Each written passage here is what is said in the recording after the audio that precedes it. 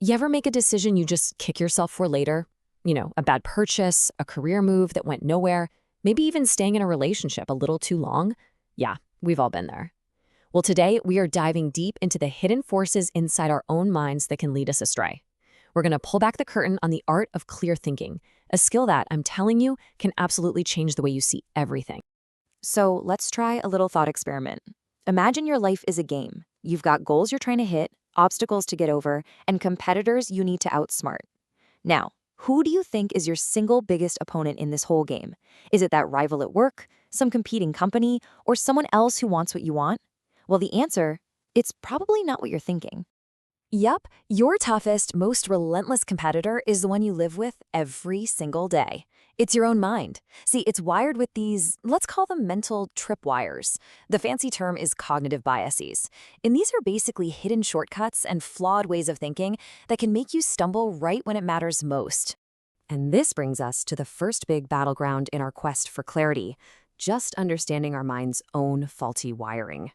Seriously, think of these mental tripwires like little bugs in your brain's software. They're this hidden code that leads to totally predictable mistakes in our judgment.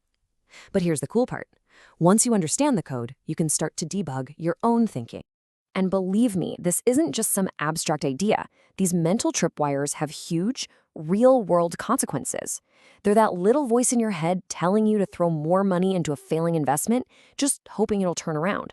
They're the twisted logic that convinces you to stay in a relationship that you know isn't working just because you've already put in so much time. They are this powerful and visible force that's constantly pushing us toward making bad choices. All right, let's zoom in on one specific area where our thinking really gets messy: how we value things. We all like to think we make these super rational assessments of what something's worth, whether it's a stock or even just our own time. But the truth is, our perception of value is incredibly easy to trick. Okay, so our first mental tripwire is a big one, the sunk cost fallacy. This one preys on that deep-seated feeling we all have of hating to lose something. We get so emotionally attached to the time or the money or the energy we've already spent, those are the sunk costs, that our judgment gets totally clouded. It leads us to make completely rational decisions, all to justify what we've already put in. Oh man, this slide, we've all been here, right? You're 30 minutes into a movie and it is just awful. Now, the logical thing to do is to get up, walk out, and use the next 90 minutes of your life for something better. But that's when the sunk cost fallacy whispers in your ear, hey, you already paid for the ticket. You might as well see it through. So we end up wasting our valuable time just to justify wasting our money. It's crazy. The money's gone either way.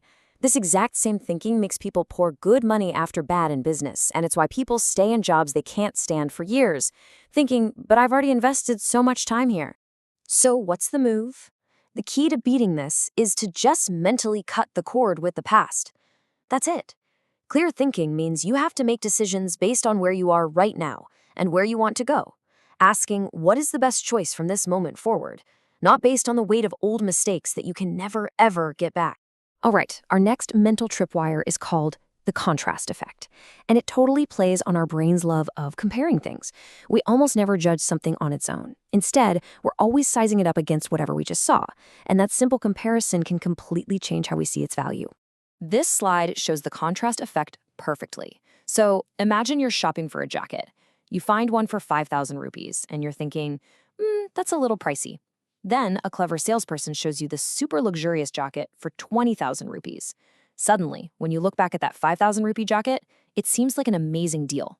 The price of the jacket didn't change, but the salesperson completely changed your frame of reference. This trick is everywhere, from restaurants that put a ridiculously expensive item on the menu just to make everything else look cheap, to real estate agents who show you a terrible, overpriced house first. So how do you fight this? You gotta practice a little mental isolation. Before you make a choice, stop and ask yourself this simple question. If this were the only option I saw today, would I still think it was a good deal? This forces you to judge it on its own terms, free from the powerful and, let's be honest, often manipulative influence of comparison. Now let's shift gears and look at another set of mental tripwires, the ones that pop up because of our social instincts. As human beings, we have this deep, almost primal need to fit in. It's what helped us survive for thousands of years. But in our modern, complex world, that same herd mentality can lead us into some serious trouble. And this brings us to the power of social proof. When we're not sure what to do, our brain takes a shortcut, We just look at what everyone else is doing and assume they know something we don't.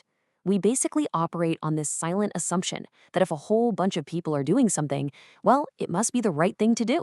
We're essentially outsourcing our thinking to the group. This example is just perfect. I mean, picture it. You're walking down a busy street and you see a crowd of people all just staring up at the sky.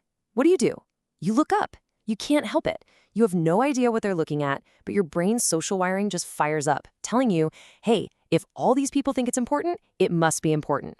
It's the exact same reason we trust online reviews, why we jump on investment bandwagons, and why fashion trends even exist. So, the antidote to this herd mentality is a good, healthy dose of skepticism. You have to remember, the majority isn't always right.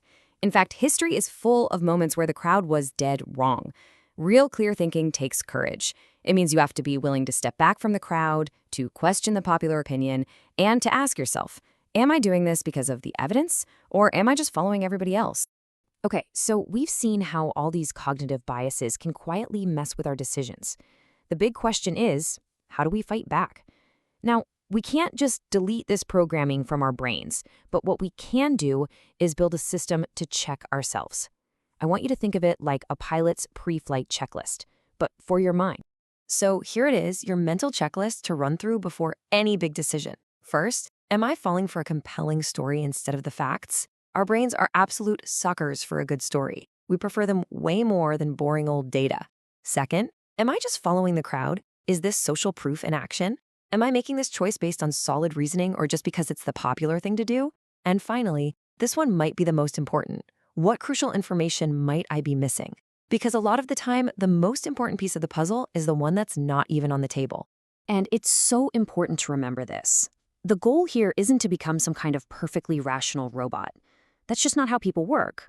A much better way to think about it is like mental fitness. Clear thinking is a muscle, and you have to strengthen it through consistent, conscious practice. The more you do it, the better you get at spotting these mental tripwires and navigating right around them. And that really gets to the heart of this whole thing. The point of breaking all this down wasn't to tell you what to believe. It was to give you a whole new set of tools for how you think. Just like the site says, the goal isn't to tell you what to think, but to teach you how to think. And in a world with so much information, so much noise, and so much persuasion coming at us 24/7, mastering your own mind isn't just a useful skill anymore, it's a superpower.